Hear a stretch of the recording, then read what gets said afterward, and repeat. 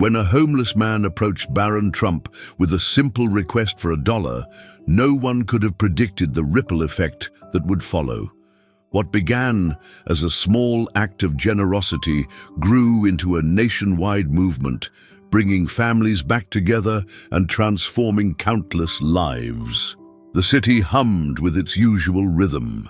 Car horns blared, people navigated crowded sidewalks, and snippets of conversation floated through the cold Cleveland air. On the corner of Broad Street and 17th Avenue, near an aging convenience store, a man sat hunched over.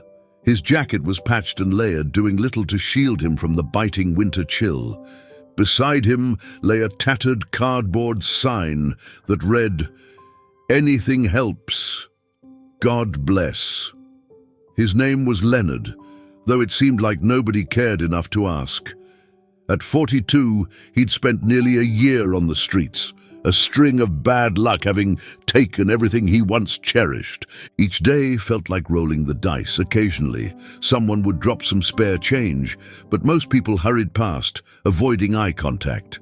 Leonard pulled his beanie down over his ears and shook against the wind, his eyes scanning the parade of footwear, scuffed boots, stylish sneakers, glossy heels. Then, something unusual caught his attention.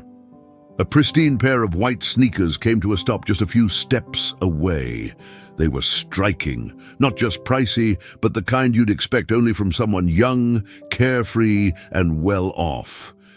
Curious, Leonard looked up. Standing there was a teenage boy, tall and calm, his hands buried in the pockets of a sleek jacket. The winter sun reflected off his face, familiar but hard to place. The boy stood waiting at the corner, scrolling absent-mindedly on his phone, seemingly unaware of the subtle buzz he was creating. People nearby whispered, some discreetly raising their phones to snap pictures. Leonard hesitated. He usually avoided approaching anyone unless they looked his way first. But there was something different about the boy. He wasn't rushing like everyone else. He seemed present in a way that was rare in the city's chaotic heartbeat. Summoning some courage, Leonard spoke up, his voice hoarse from the cold. "Hey, young man," he called out, managing a shaky smile. "Could you spare $1?" The boy paused mid-scroll, tilting his head slightly as though to confirm he'd heard. Slowly, he turned toward Leonard, his face unreadable. In that instant, the noise of the city seemed to fade. Leonard braced for rejection. He'd heard no far too many times to expect anything different, but the boy's next words were unexpected. "What do you need it for?" he asked, his voice steady but curious. The question took Leonard by surprise. It wasn't dismissive or harsh, just honest, like the boy genuinely wanted to know. Leonard swallowed hard, caught off guard by the interaction. "Well," he started, rubbing his hands together to fight off the cold, "I could use a coffee, maybe even a sandwich if I'm lucky." His voice wavered slightly, unsteady under the weight of the boy's gaze. There was no judgment in the boy's expression, only interest. It was disarming, yet strangely comforting, like he truly wanted to understand. The boy stepped closer, his phone forgotten, resting silently in his pocket. Leonard couldn't ignore the piercing glances of passers-by, the unspoken question in their eyes. Why would a kid like this waste time on someone like him? He wanted to disappear, to escape the sting of humiliation, but the boy's steady gaze rooted him in place. "What's your name?" the boy asked, his voice calm, yet firm. "Leonard," he answered, barely audible. The boy gave a small nod, his expression shifting, as if he were contemplating something much deeper than the moment. "I'm Barron," the boy stated plainly. There was no bravado, no hint of superiority, just an unexpected honesty that hung in the air. The usual city noise buzzed around them, yet their exchange felt distinct, almost profound. The atmosphere seemed to shift. Leonard shuffled nervously on the hard pavement, unsure how to react. Barron's presence wasn't like anyone Leonard had met before. Most people avoided him, dodging eye contact or tossing loose change without a word. But this kid wasn't just stopping, he was engaging with him, as though Leonard mattered. Barron crouched, bringing himself eye level with Leonard. The act startled him. No one had ever done that before. "How long have you been out here?" Barron asked, his tone steady but not unkind. Leonard hesitated. Sharing his story wasn't something he did often. People rarely cared about the reasons behind his struggles. They only saw the spectacle of his situation. Yet something about Barron's calm demeanor made him open up. "Almost a year," Leonard admitted. "Lost my job when the plant shut down. Then my health got bad. Couldn't keep up with rent."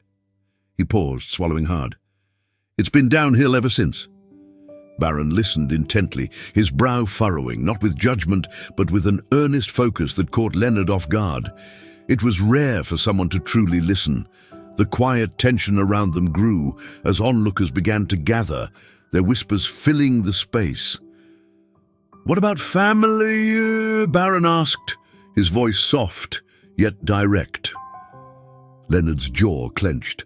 "Not much left," he said after a pause. "Parents passed years ago. My brother, well, we haven't spoken in forever." He let out a bitter laugh.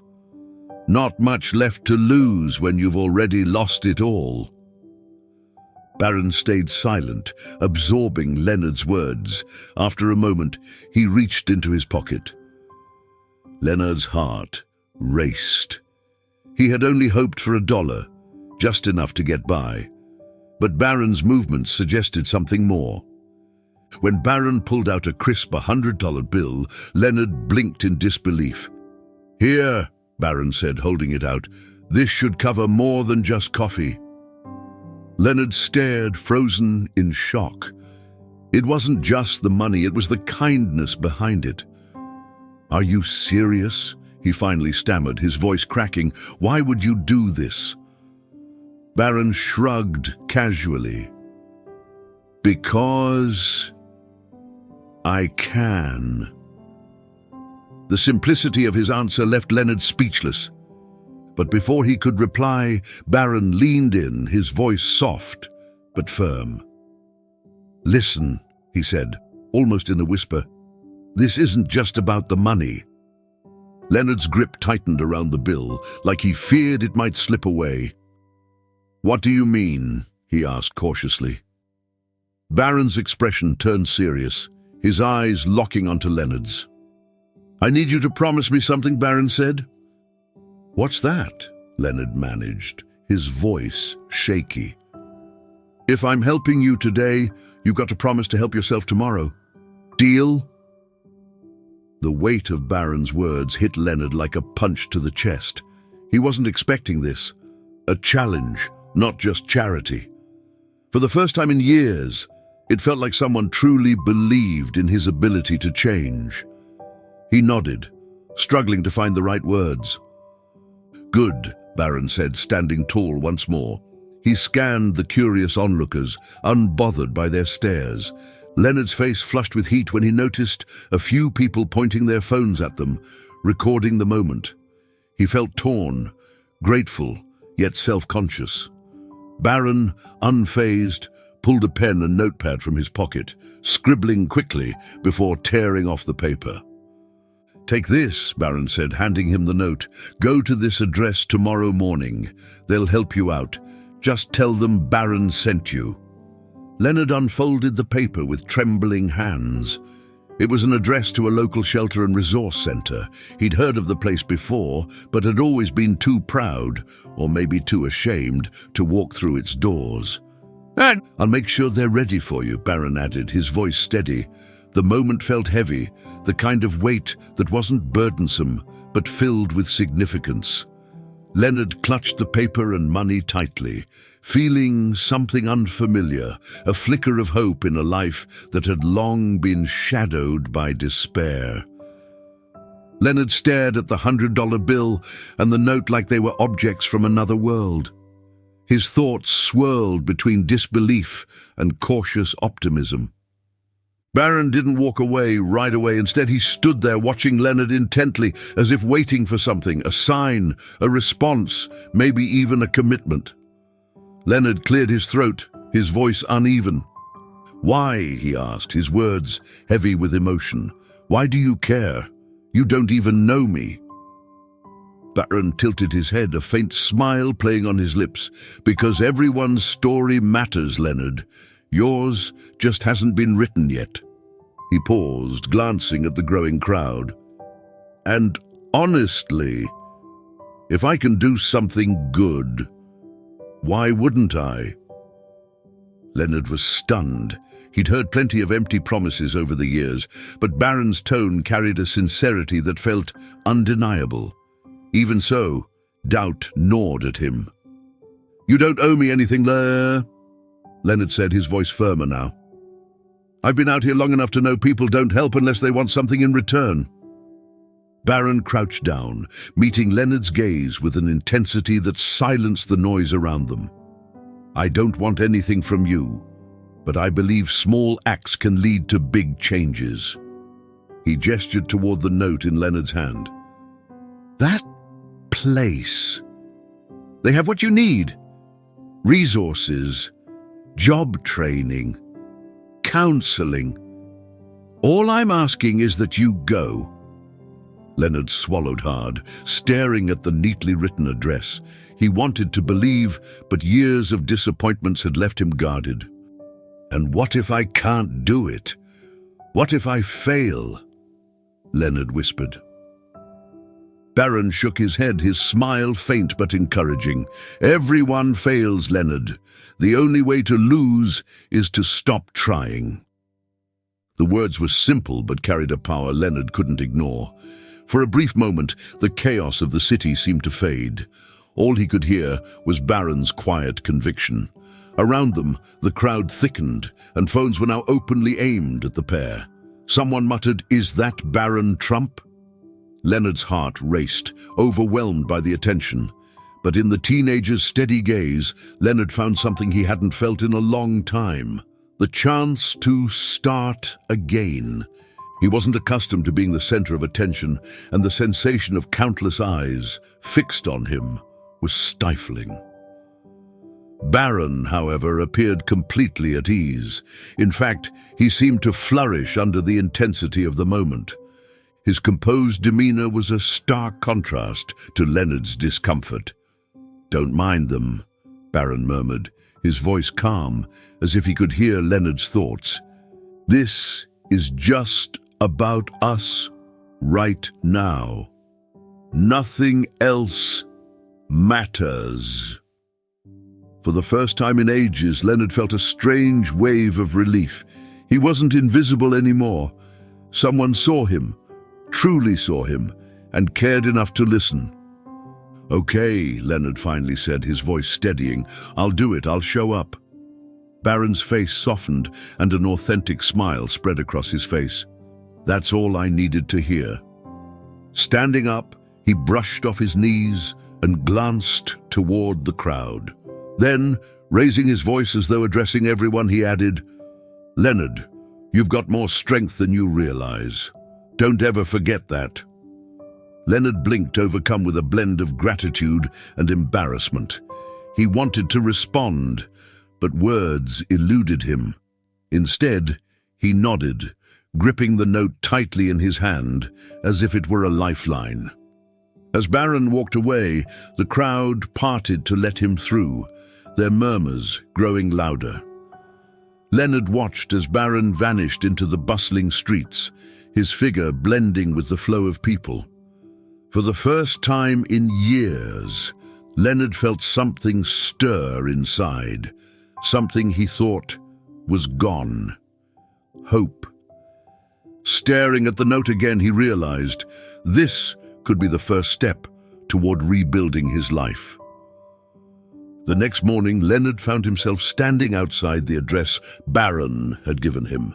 It was a simple brick building on a quiet Cleveland street, marked by a modest sign that read, "Hope Outreach Resource Center." People were trickling in and out, some with bags of groceries, others with the same uncertainty Leonard felt. He clutched the note in his pocket, running his fingers along its edges, a tangible reminder that this was real. The $100 bill was still tucked safely in his jacket. Part of him wanted to save it, proof of the kindness he had experienced. But another part, inspired by Barron's words, reminded him that this wasn't just about money. It was about a fresh start. Taking a deep breath, he stepped inside. The building's warmth wrapped around him, a sharp contrast to the chilly air outside. A receptionist, a middle-aged woman with kind eyes and a warm smile, looked up from her desk. "How can I help you today?" she asked. Leonard hesitated before sliding the note across the counter. "Barron sent me," he said. "He told me to come here."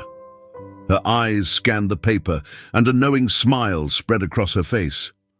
"Ah, Leonard, we've been waiting for you," she said, standing and motioning for him to follow. "Come on, let's get started." The hours that followed felt like a whirlwind. Leonard met with a caseworker who listened without judgment, crafting a plan to help him regain stability. He was given a temporary bed in their shelter, scheduled for a doctor's visit, and even connected with a job training program. It was a lot to take in, but for the first time in a long time, Leonard felt like someone was piecing his life back together. That evening, as he sat on the edge of his cot in the shelter, Leonard replayed the past day's events. The kindness of a stranger, the offer of help, and the simple, powerful act of being noticed. It felt unreal. He thought of Barron's words and the promise he'd made to himself. The road ahead wouldn't be easy, but for the first time, Leonard believed it was possible. Meanwhile, outside the shelter, Barron's actions were already creating ripples beyond what either of them could have imagined. A bystander had filmed their interaction, and by morning, the video had gone viral. It flooded social media, captivating millions with headlines about Barron's unexpected act of generosity. The footage captured him kneeling beside Leonard, offering the money and sharing words of encouragement that resonated deeply with viewers. Some dismissed it as a publicity stunt, while others celebrated it as a rare moment of sincere kindness from someone with influence. Whatever the opinions, one thing was certain: Barron's actions had struck a chord. The video revealed something deeply authentic and emotional, striking a chord with people across the country. Donations and messages of support started pouring into the Hope Outreach Resource Center, inspired by Barron's actions. Meanwhile, Leonard was completely unaware that his story had become a national talking point. Leonard's focus was on rebuilding his life, attending his first counseling session, submitting job applications, and learning to trust in himself again. That night, as he rested, the heavy burden of the past year felt just a little lighter. Somewhere out there, the young man who had stopped to help him was making waves, but Leonard's priority was clear: take life one step at a time and honor his commitment to change. By the week's end, small shifts began to appear, both in himself and his surroundings. At the shelter, the staff's demeanor toward Leonard changed. They offered not only practical help, but genuine encouragement, reminding him his story was far from over. Quietly, word of Leonard's journey began to spread among the shelter's residents. People who had been silently battling their own struggles approached him, inspired by his bravery. "If you can do it, maybe I can too," one man said, giving Leonard a pat on the back. That simple act brought Leonard an unfamiliar but welcome feeling of pride. Outside the shelter, Leonard's story was far from quiet. The video of his interaction with Barron Trump had gone viral, racking up millions of views. News outlets dissected the moment, while online discussions erupted. Some debated whether Barron's actions were sincere or staged, while others celebrated his gesture. "Privilege with a purpose," one tweet read. This is how you use it for good. Another wrote, "It's sad that kindness shocks us, but props to Barron for reminding us it's possible." Leonard only learned about the video's reach when a staff member told him. The news left him feeling a mix of emotions: embarrassment, gratitude, and something harder to define. Watching the video, he barely recognized himself. The hollow eyes, the slumped posture. But it also reminded him how far he'd fallen, and perhaps how far he could rise. Barron, however, stayed silent amid the growing buzz. He declined interviews, avoided public attention, and ignored the online commentary. For him, this wasn't about recognition. It was about Leonard. Behind the scenes, Barron quietly made sure the shelter received significant donations, enabling them to expand their programs and assist more people in need. The video sparked a larger movement. Inspired by Barron's simple act, people across the country began sharing their own stories of kindness under hashtags like Chuck Kindness Challenge and Pay It Forward. Local charities reported a surge in donations and volunteers eager to help. For Leonard, the ripple effect felt deeply personal. One evening, while sitting in the shelter's common room, Leonard was approached by a man whose face looked oddly familiar. "Leonard?" the man asked cautiously. Squinting, Leonard tried to place him. Then it hit him. "Paul!" Leonard's voice trembled as he said the name. It was his younger brother, the one he hadn't spoken to in over 10 years. The two men stood frozen, the weight of a decade of estrangement between them. "I saw the video," Paul admitted quietly as he sat down beside Leonard. I had no idea things had gotten this rough for you. I should have checked in sooner." Leonard shook his head, his voice trembling as he tried to hold back his emotions. "It's not on you," he replied, his tone steady despite the weight of his words. "I didn't exactly make it easy for anyone to track me down." Paul rested a firm hand on Leonard's shoulder. "Well, I'm here now, and I'm not going anywhere." Their reunion was a mix of sorrow and solace, a reminder of all that had been lost, but also a spark of what could still be mended. For Leonard, it marked another step in his journey toward healing, not just his situation, but also the ties he'd severed and the identity he'd nearly forgotten. As the days turned into weeks, he began to see his story in a new light. It wasn't merely a tale of hardship, but a testament to endurance. The path ahead was far from easy, but he moved forward with a newfound determination. It wasn't just the stranger's generosity that stuck with him. It was the gift of hope, a reminder that even in the darkest times, there's light to be found.